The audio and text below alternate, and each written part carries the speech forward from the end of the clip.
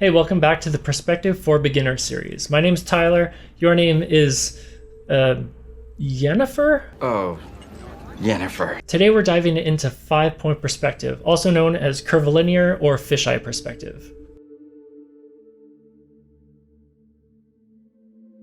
So this is a 5-point perspective grid, and this might look pretty intense if you're new to 5-point perspective, but it's actually not as intimidating as you might think. 5-point perspective is essentially a fisheye lens on a camera. It's pretty much as wide as you can get in terms of lenses, and there's a whole lot of visual distortion. But at its core, 5-point perspective is not too different from 1-point perspective. In 1 point, we have a horizon line with one vanishing point on that horizon line. All of our horizontal and vertical lines are perfectly straight and parallel to one another, and lines going back in space are converging to that single vanishing point. 5-point perspective is very much the same in that we start with 1-point perspective, but now instead of our horizontal lines being parallel with the horizon line, they bulge around that center vanishing point as if there's a bubble in the center of our grid, and those lines will now converge at 2 more vanishing points on the horizon line. Lines closer to the horizon line will have less arc, and that arc gets more intense the further away we get from the horizon line. Now the same thing happens with our vertical lines.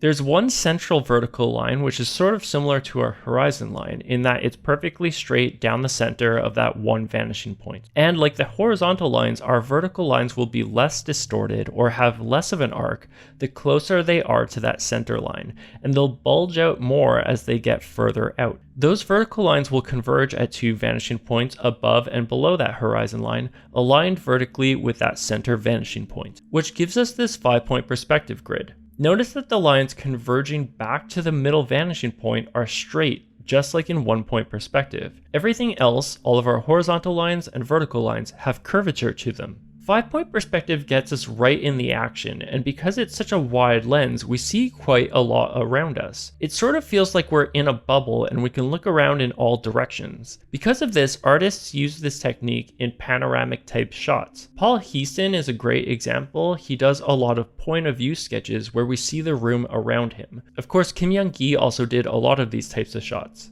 Because the perspective itself has a lot of dynamism to it and it feels like there's already motion, it's also used to portray movement and action. Vehicles feel like they're in motion. Scott Robertson uses 5-point perspective quite a lot.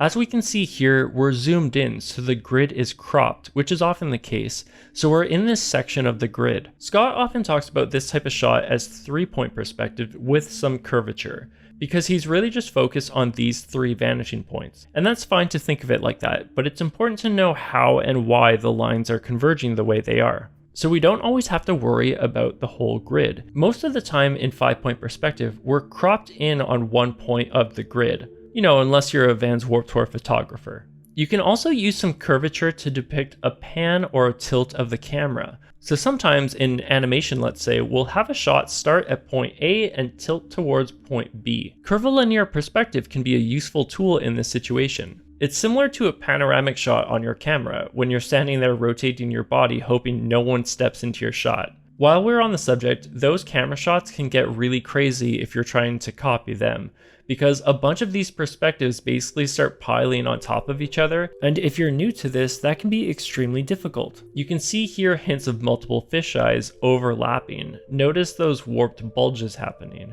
Something like this is much more practical and accomplishes the same idea, so if you're taking on 5-point perspective, just keep it as simple as you can. You can make a grid yourself even if it's fairly loose, and as I've hinted at, you can sort of pick and choose how much of the grid you want to see. In this exercise, we're just going to use the 5-point perspective brush from my free brush set on Gumroad. The link will be in the description. There's no newsletter sign up or anything like that, it's just free. And there's also a video going over how I use the brushes. So stamp the grid in and let's draw some boxes. If you've been going through the Perspective for Beginners series, you're familiar with this by now. Except if you were using Shift to keep your lines straight, or using the line tool, you can't now. So take some time and draw a bunch of boxes to get used to it.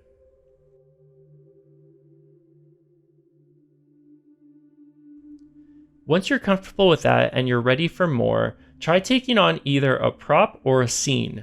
Here I'm dropping in my grid. I'm going to do some Tudor style buildings.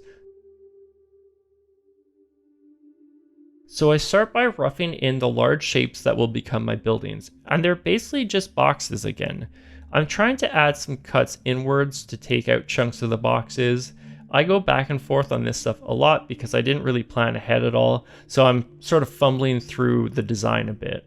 So maybe try using reference more directly. I've got some up, but I wasn't really copying it one for one. But for demo purposes, I'm not going to get focused on design and just move forward. Let's get back to perspective. Once I've got the basic shapes in, I lower the opacity on that layer and just go back over it with some more clean lines and start hinting at some of the detail-y parts, the materials, that kind of stuff.